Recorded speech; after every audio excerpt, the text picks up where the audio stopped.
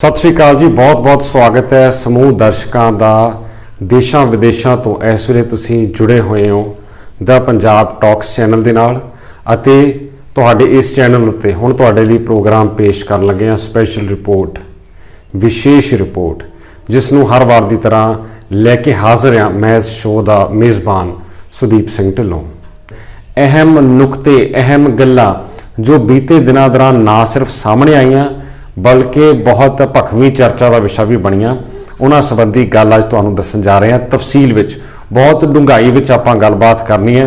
जरूर वेखियो, होरनां नूं भी विखाओ, प्रोग्राम नूं लाइक ते शेयर करते जाओ अते इस विषय बारे तुसीं की सोचते हो, तुहाडे की विचार ने, तुसीं अपने कमेंट्स लिख के साडे तक भेज सकते हो। उहदे हेठां कमेंट्स की ऑप्शन दे विच तुसीं अपने विचार लिख के साडे नाल साझे कर सकते हो। सो तुहाडे कमेंट्स की भी उड़ीक रहेगी, तुहाडी हाज़री जिहड़ी उस तरह लगनी है उहदी भी नालों नाल इस प्रोग्राम विच दरकार हमेशा रहिंदी है। सो जरूर मुकम्मल समय तक गौर नाल जरूर सुनियो।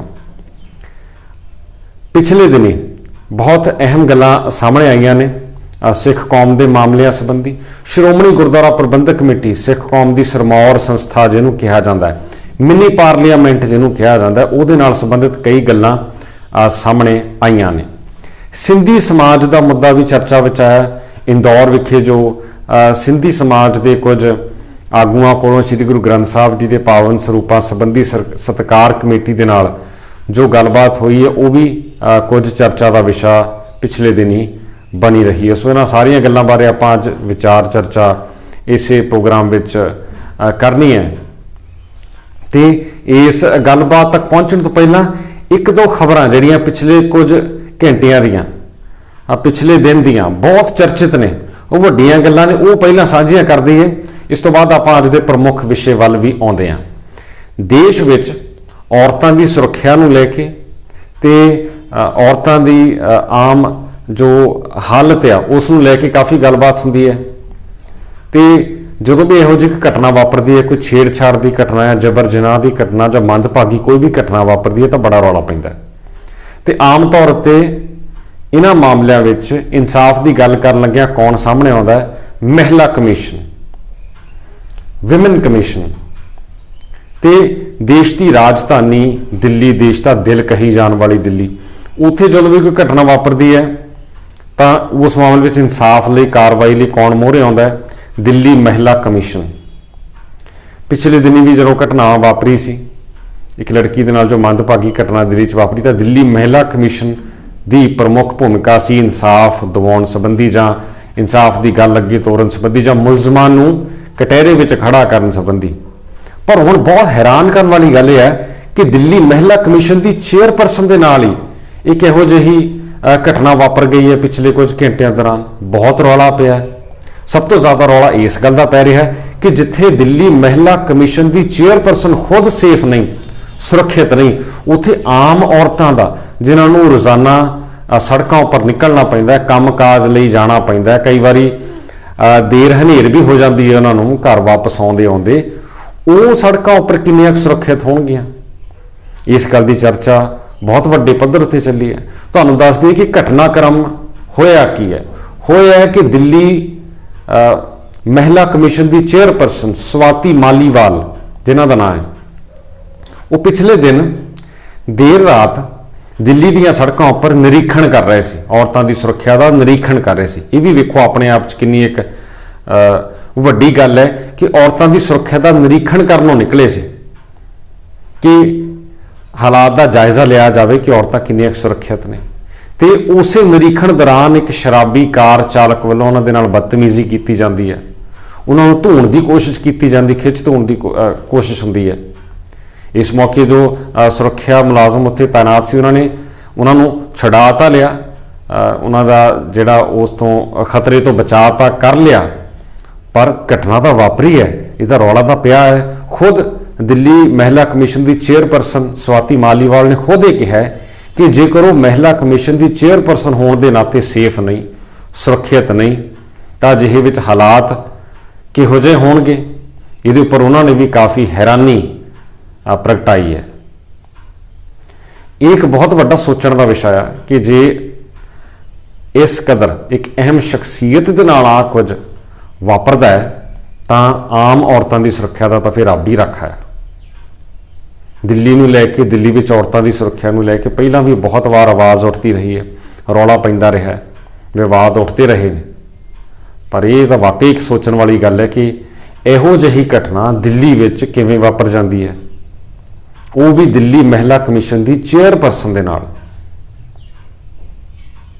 सो इस मुद्दे नूं लैके देश विच हुण बहुत भखवी चर्चा छिड़ पई है औरतां की सुरक्षा नूं लैके, क्योंकि ये मामले उपर चर्चा उदों ही हुंदी है जदों कि घटना वापरदी है, नहीं तो अगे पिछे कोई इस बन्ने ध्यान नहीं दिंदा। पर हुण जदों महिला कमीशन की चेयरपर्सन के नाल एक घटना वापर चली सी तां रौला पैना सुभाविक है।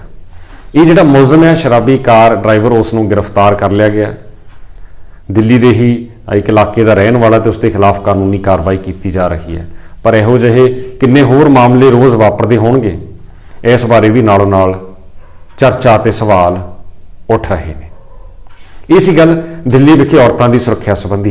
तो एक खबर जिहड़ी पंजाब विच चर्चा का विषय बनी हुई है सियासी दल बदली की, उहदी भी तुहानूं ताज़ा जानकारी दे दईए कि मनप्रीत सिंह बादल पिछली कांग्रेस सरकार वेले खजाना मंत्री रहे, तो श्रोमणी अकाली दल तो बाद कांग्रेस विच आए। पहला उन्होंने अपनी पार्टी राही भी सियासी पारी शुरू करने की कोशिश की सी, उत्थे भी गल नहीं बनी सी। हुण भारतीय जनता पार्टी में शामिल हो गए, तो पता यह लग रहा है कि भारतीय जनता पार्टी में शामिल होने तो बाद भी इस बन्ने सियासी क्यास राइयां चल रही ने। यह भी पता लग रहा है कि बहुत सारे अजिहे आगू ने भारतीय जनता पार्टी के अंदर ही ਜਿਹੜੇ कांग्रेस तो ही भाजपा ਵਿੱਚ आए आ, ਉੱਥੇ भी मनप्रीत सिंह बादल ਦੇ ਨਾਲ ਉਹਨਾਂ ਦੀ ਜ਼ਿਆਦਾ नहीं सी बनती, ਉਹ अंदर खाते ਹੁਣ कुछ औखे दसे जा रहे हैं। सो मनप्रीत सिंह बादल ने पार्टी तो बदल ली है, छड़प्पा तो मार लिया है, पर अगे की राह कोई बाली हले सुखावी नहीं जापदी। इस संबंधी काफ़ी कुछ होर सामने आ सकता है, क्योंकि स्वरूप चंद सिंगला वर्गे ਜਿਹੜੇ आगू ने, सीनियर आगू जो पहला भी मनप्रीत सिंह बादल के खिलाफ शिकायत दे चुके हैं, वो भी भाजपा विच ने हुण इस वेले। तो उन्होंने कहना है कि वो जो पिछलियां शिकायत उन्होंने दित्तियां सी वो तो पिछे नहीं हटणगे। सो भारतीय जनता पार्टी लिए इस बन्ने हाले काफ़ी कुछ वेखण परखण की लोड़ है कि नवीं जो ये सियासी दल बदली की घटना वापरी है, ये तो बाद की हालात बनते हैं सूबा इकाई के अंदर। कौमी पद्धर पर सब ठीक चल रहा, पर सूबाई पद्धर उत्ते जिहड़ी उन्होंने पंजाब इकाई है उहदे विच हालात किहो जिहे चलते हैं, एक जरूर वेखण वाली चीज़ होवेगी।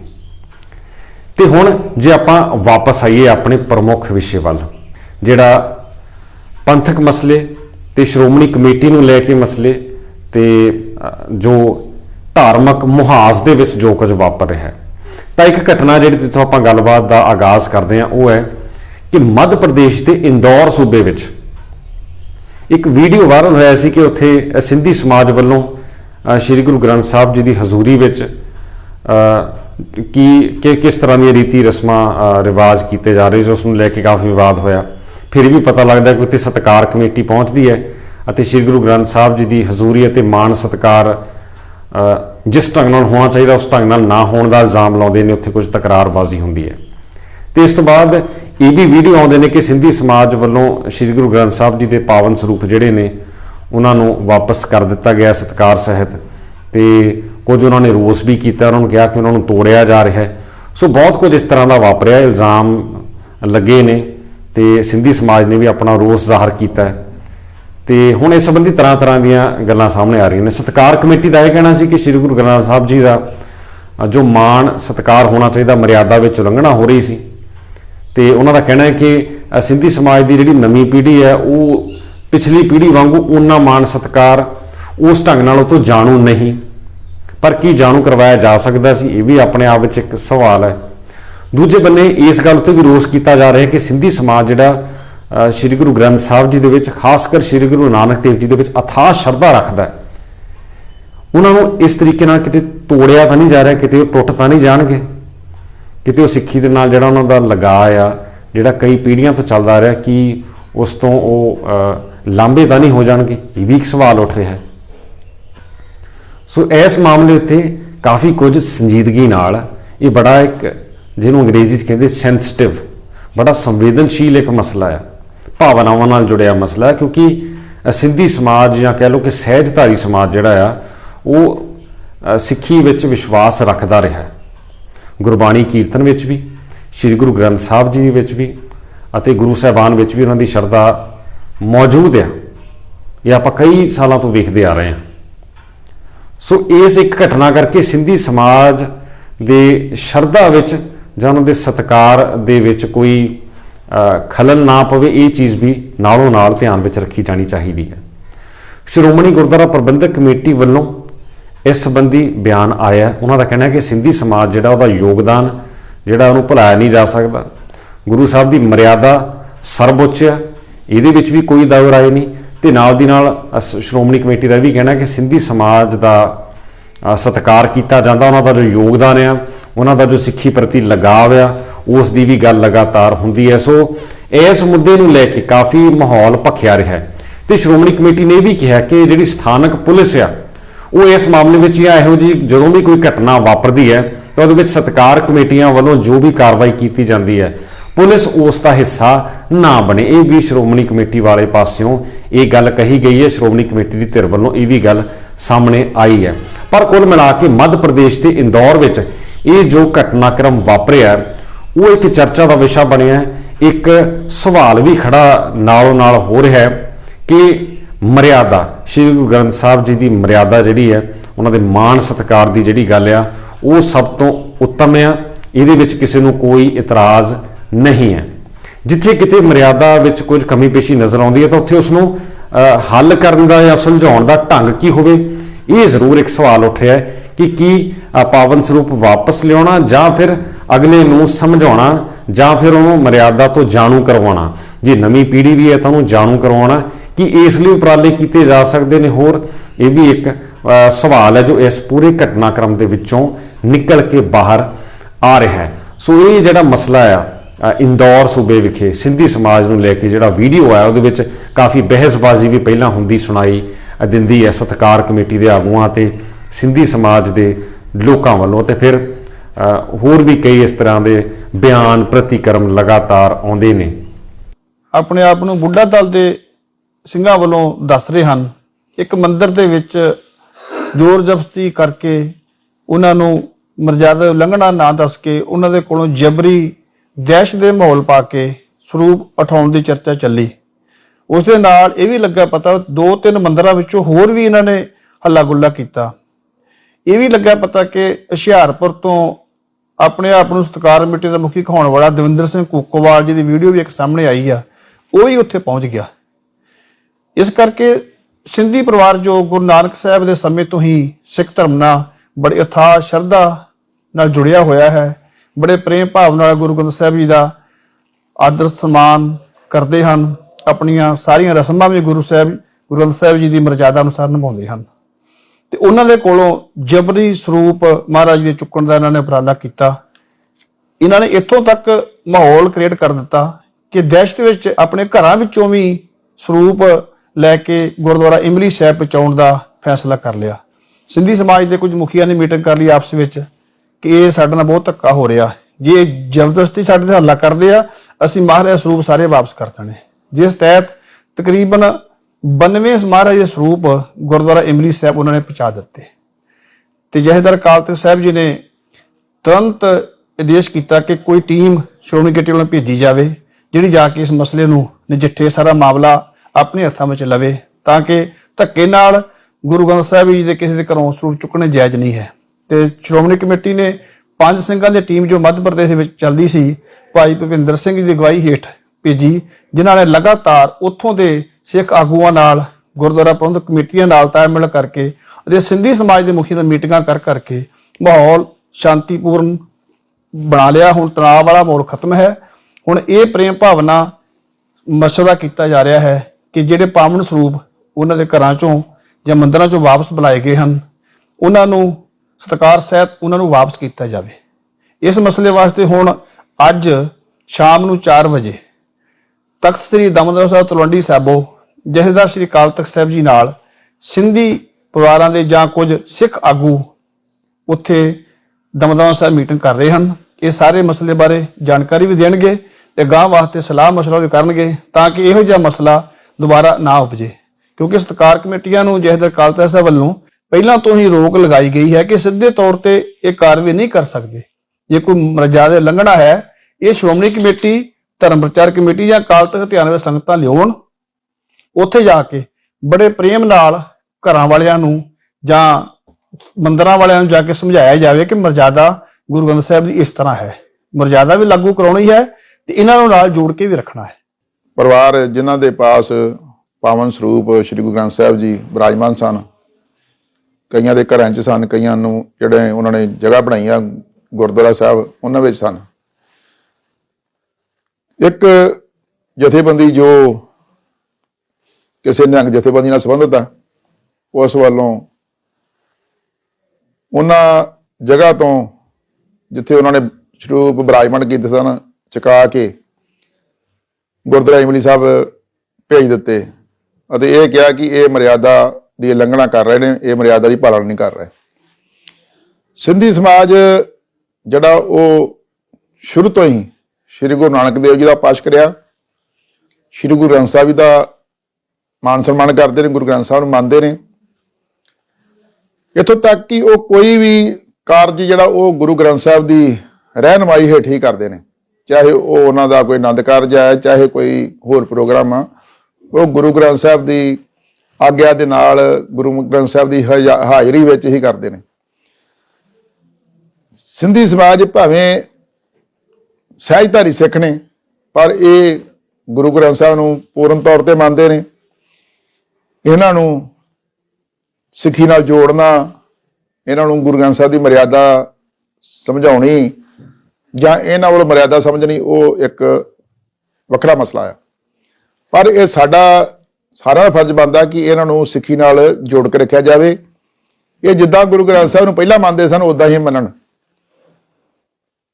ਜਿਹੜੀ ਉੱਥੇ ਘਟਨਾ ਵਾਪਰੀ ਉਹਦੇ ਨਾਲ ਸਿੰਧੀ ਸਮਾਜ ਜਿਹੜੇ ਆਗੂ ਸਨ ਜਾਂ ਜਿਨ੍ਹਾਂ ਦੇ ਘਰਾਂ 'ਚ ਪਾਵਨ ਸਰੂਪ ਸਨ, ਉਹ ਡਰਦੇ ਗੁਰਦੁਆਰਾ ਇਮਲੀ ਸਾਹਿਬ ਪਹੁੰਚਾ ਗਏ, ਜਿਹਦੇ ਨਾਲ ਸਿੰਧੀ ਸਮਾਜ 'ਚ ਰੋਸ ਵੀ ਪ੍ਰਗਟ ਹੋਇਆ। ਸਿੱਖਾਂ ਦੀਆਂ ਭਾਵਨਾਵਾਂ ਵੀ ਇਹਦੇ ਨਾਲ ਆਹਤ ਹੋਈਆਂ ਕਿ ਇਹ ਇੱਕ ਦੂਜੇ ਨਾਲ ਲੜਾਉਣ ਦੀ ਸਾਜ਼ਿਸ਼ ਆ। ਇਸੇ ਸੰਬੰਧ 'ਚ ਜਥੇਦਾਰ ਅਕਾਲ ਤਖਤ ਸਾਹਿਬ ਵੱਲੋਂ ਇੱਕ 5 ਮੈਂਬਰੀ ਕਮੇਟੀ ਪ੍ਰਚਾਰਕਾਂ ਦੀ ਬਣਾ ਕੇ ਭੇਜੀ ਗਈ। ਉਹਨਾਂ ਨੇ ਸਾਰੇ ਸਿੰਧੀ ਸਮਾਜ ਨਾਲ ਵੀ ਗੱਲ ਕੀਤੀ, ਸਾਰੀ ਘਟਨਾ ਦੀ ਜਾਂਚ ਕੀਤੀ, ਉਹ ਰਿਪੋਰਟ ਜਥੇਦਾਰ ਸ੍ਰੀ ਅਕਾਲ ਤਖਤ ਸਾਹਿਬ ਨੂੰ ਭੇਜ ਦਿੱਤੀ। ਉੱਥੇ ਕੁੱਲ 92 ਸਰੂਪ ਸਨ, ਜਿਨ੍ਹਾਂ ਵਿੱਚੋਂ ਜ਼ਿਆਦਾਤਰ ਬਿਰਧ ਨੇ। ਸਿੰਘ ਸਾਹਿਬ ਜੀ ਨੇ ਇਸ ਸੰਬੰਧੀ ਅੱਜ ਇੱਕ ਮੀਟਿੰਗ ਤਲਵੰਡੀ ਸਾਬੋ ਸੱਦੀ ਆ। ਜੇਕਰ ਦੋਵਾਂ ਸਿੰਧੀ ਸਮਾਜ ਸਹਿਮਤ ਹੋਊਗਾ, ਜੇ ਉਹ ਚਾਹਣਗੇ ਮਾਨਯੋਗ ਸਿੰਘ ਸਾਹਿਬ ਜੀ ਨਾਲ ਵਿਚਾਰ ਕਰਕੇ, ਤੇ ਫਿਰ ਉਹ ਸਰੂਪ ਉਹਨਾਂ ਨੂੰ ਦਿੱਤੇ ਵੀ ਜਾਣਗੇ। ਪਰ ਉਹ ਫੈਸਲਾ ਜਿਹੜਾ ਉਹ ਸਿੰਘ ਸਾਹਿਬ ਜੀ ਦੀ ਮੀਟਿੰਗ ਤੋਂ ਬਾਅਦ, ਜੋ ਵੀ ਸਿੰਘ ਸਾਹਿਬ ਫੈਸਲਾ ਕਰਨਗੇ ਉਹ ਤੋਂ ਬਾਅਦ ਹੋਵੇਗਾ।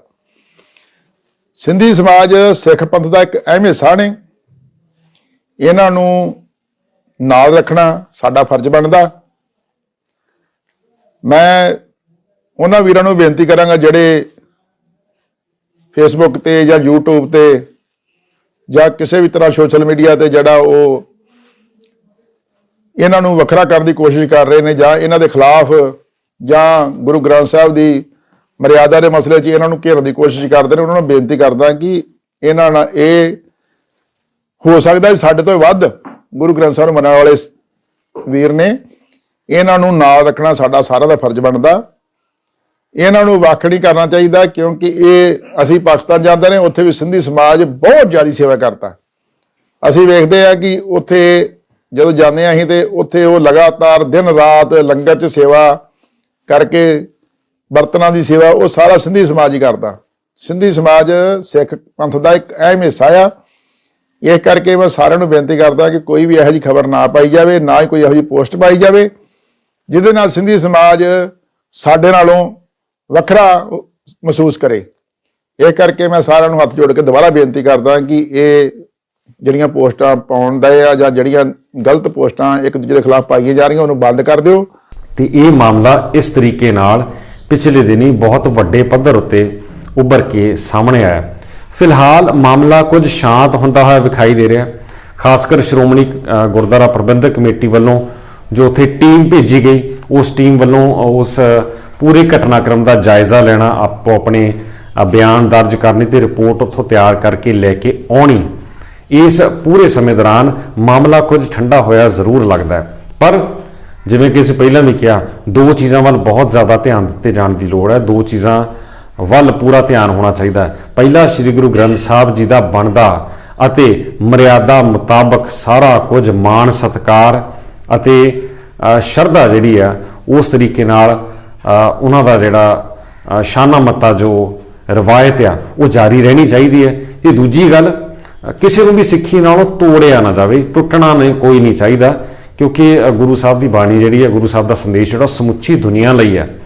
ਸੋ ਜੇ ਕੋਈ ਗੁਰੂ ਸਾਹਿਬ ਸ਼ਰਧਾ ਰੱਖਦਾ, ਉਹਨੂੰ ਸਮਝਾਇਆ ਵੀ ਜਾ ਸਕਦਾ, ਉਹਨੂੰ ਉਸ ਚੀਜ਼ ਤੋਂ ਜਾਣੂ ਵੀ ਕਰਵਾਇਆ ਜਾ ਸਕਦਾ। ਤਲਖੀ ਕਿਸੇ ਵੀ ਮਸਲੇ ਦਾ ਹੱਲ ਸ਼ਾਇਦ ਨਹੀਂ ਹੁੰਦੀ, ਤੇ ਤਲਖੀ ਨਾਲ ਹਮੇਸ਼ਾ ਇੱਕ ਨਾ ਪੱਖੀ ਸੰਦੇਸ਼ ਜਿਹੜਾ ਚਲਾ ਜਾਂਦਾ ਹੈ। ਸੋ ਇਸ ਮਾਮਲੇ ਵਿੱਚ ਵੀ ਇਸ ਚੀਜ਼ ਉੱਤੇ ਗੌਰ ਹੋਵੇ, ਇਹਦੀ ਆਪਾਂ ਆਸ ਕਰਦੇ ਹਾਂ। ਗੁਰੂ ਸਾਹਿਬ ਦਾ ਮਾਣ ਸਤਿਕਾਰ ਮਰਿਆਦਾ ਵੀ ਪੂਰੇ ਰਵਾਇਤੀ ਢੰਗ ਨਾਲ ਜਿਵੇਂ ਮਰਿਆਦਾ ਬਣੀ ਹੋਈ ਹੈ, ਜਿਵੇਂ ਚੱਲਦੀ ਆ ਰਹੀ ਹੈ, ਉੱਦਾਂ ਹੀ ਹੋਵੇ, ਤੇ ਸਿੰਧੀ ਸਮਾਜ ਜਿਹੜਾ ਉਹਦੀ ਆਸਥਾ ਵੀ ਗੁਰੂ ਸਾਹਿਬ ਦੇ ਨਾਲ ਇਸੇ ਤਰ੍ਹਾਂ ਬਣੀ ਰਹੇ, ਇਹਦੀ ਆਪਾਂ ਆਸ ਕਰਦੇ ਹਾਂ। ਸੋ ਇਹ ਸਨ ਦੋ ਬੜੇ ਜ਼ਰੂਰੀ ਤੇ ਅਹਿਮ ਮੁੱਦੇ ਜਿਹੜੇ ਦੇਸ਼ ਵਿੱਚ ਚਰਚਾ ਦਾ ਵਿਸ਼ਾ ਬਣੇ ਹੋਏ ਨੇ।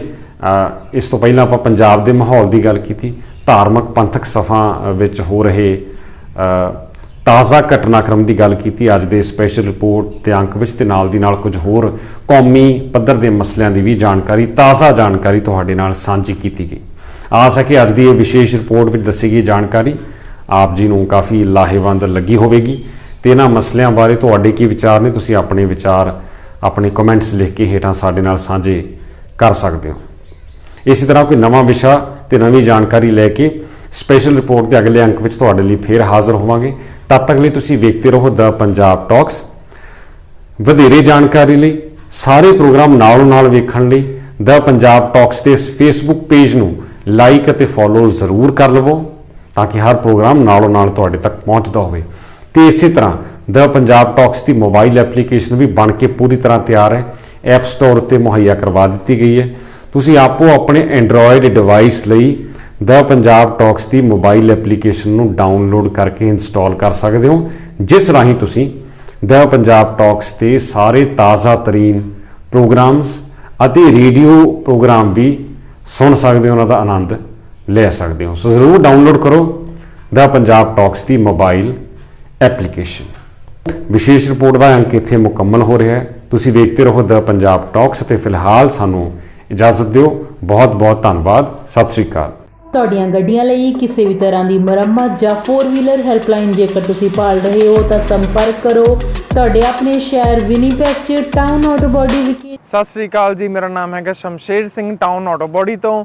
ਰੱਬ ਨਾ ਕਰੇ ਤੁਹਾਡੀ ਗੱਡੀ ਨੂੰ ਕੁਝ ਹੋ ਜਾਂਦਾ ਵਾ ਤੇ ਤੁਸੀਂ ਸਿੱਧਾ ਟਾਊਨ ਆਟੋ ਬਾਡੀ ਤੇ ਆਓ। ਅਸੀਂ ਇੱਥੇ ਇਹ ਸਾਡੀ ਜਿਹੜੀ ਸ਼ਾਪ ਹੈਗੀ ਡਾਇਰੈਕਟ ਰਿਪੇਅਰ ਸ਼ਾਪ ਹੈਗੀ ਆ। ਅਸੀਂ ਆਪਣੇ ਆਪ ਹੀ ਐਮਪੀਏ ਨੂੰ ਕਾਲ ਕਰਕੇ ਤੁਹਾਡੀ ਗੱਡੀ ਦਾ ਕਲੇਮ ਖੋਲ ਦਿੰਦੇ ਹਾਂ ਤੇ ਤੁਹਾਡੀ ਗੱਡੀ ਦਾ ਐਸਟੀਮੇਟ ਬਣਾ ਕੇ ਐਮਪੀਏ ਨੂੰ ਭੇਜ ਦਿੰਦੇ ਹਾਂ। ਕੋਈ ਵੀ ਤੁਹਾਡੀ ਗੱਡੀ ਤੇ ਸਕ੍ਰੈਚ, ਡੈਂਟ ਜਾਂ ਕੋਈ ਤੁਹਾਡੀ ਗੱਡੀ ਦੇ ਕੋਈ ਸ਼ੀਸ਼ੇ ਤੋੜ ਗਿਆ ਵਾ, ਤੁਸੀਂ ਸਾਨੂੰ ਕਾਲ ਕਰੋ, ਅਸੀਂ ਆਪਣੇ ਆਪ ਹੀ ਗਲਾਸ ਕਲੇਮ ਖੋਲ ਲੈਂਦੇ। ਇਹ ਸ਼ਾਪ ਜਿਹੜੀ ਆ ਇਹ ਐਮਪੀਏ ਦੀ ਕ੍ਰੈਡਿਟ ਸ਼ਾਪ ਹੈਗੀ ਆ ਵਾ। ਅਸੀਂ ਸਿੱਧੀ ਡਾਇਰੈਕਟ ਬਿਲਿੰਗ ਕਰਦੇ ਹਾਂ ਐਮਪੀਏ ਨੂੰ। ਇੱਥੇ ਅਸੀਂ ਆਪ ਹੀ ਗਲਾਸ ਕਲੇਮ ਵੀ ਖੋਲ੍ਹਦੇ ਨੇ। ਤੁਹਾਨੂੰ ਗਲਾਸ ਕਲੇਮ ਖੋਲ੍ਹਣ ਦੀ ਫੋਨ ਦੀ ਲੋੜ ਨਹੀਂ ਹੈਗੀ, ਅਸੀਂ ਆਪਣੇ ਆਪ ਇੱਥੇ ਗਲਾਸ ਕਲੇਮ ਖੋਲ੍ਹਦੇ। ਜਦੋਂ ਤੱਕ ਤੁਹਾਡੀ ਗੱਡੀ ਇੱਥੇ ਸ਼ਾਪ 'ਤੇ ਰਹੂਗੀ ਉਦੋਂ ਤੱਕ ਅਸੀਂ ਕਾਰ ਰੈਂਟਲ ਵੀ ਦੇਵਾਂਗੇ। ਵੈਨਾਂ, ਟਰੱਕ, SUV ਕੋਈ ਵੀ ਤੁਹਾਨੂੰ ਕਾਰ ਰੈਂਟਲ ਵੀ ਚਾਹੀਦੀ ਹੋਈ ਅਸੀਂ ਕਾਰ ਰੈਂਟਲ ਵੀ ਤੁਹਾਨੂੰ ਦੇਵਾਂਗੇ।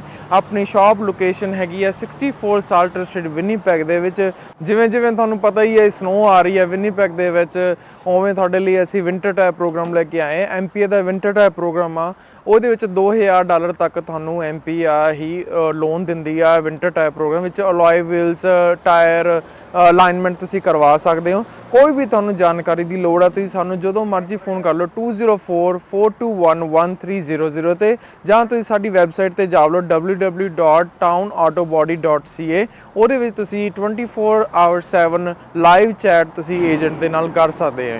Thank you.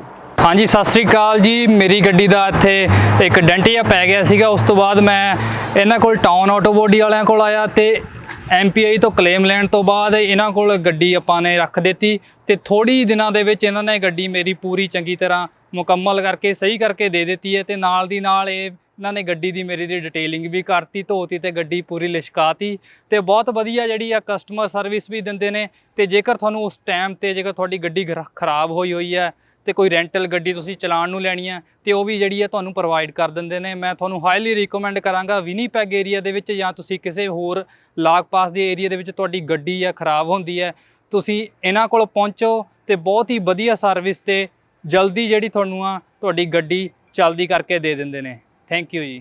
ਸਰਵਿਸ ਦਾ ਲਾਭ ਉਠਾਉਣ ਲਈ ਹੁਣੇ ਕੰਟੈਕਟ ਕਰੋ town auto body 64 Salter street, ਵਿਨੀਪੈਗ MB, ਕੈਨੇਡਾ, ਮੈਨੀਟੋਬਾ। ਸਾਡਾ ਕੰਟੈਕਟ ਨੰਬਰ ਹੈ +1204 421 1300।